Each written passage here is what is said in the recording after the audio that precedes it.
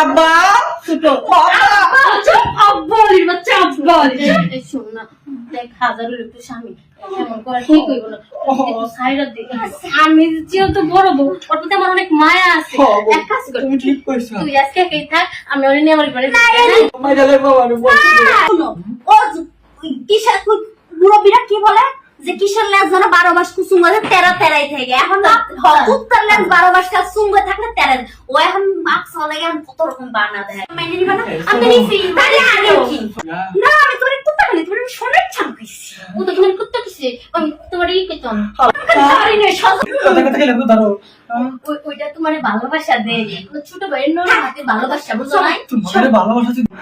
তোমার শুকনা শুকনা আদর বড় কি করলে বোধনা তো শুকনা শুকনা লাগবে ঠিক না রে ছোট ওইটা কথা কই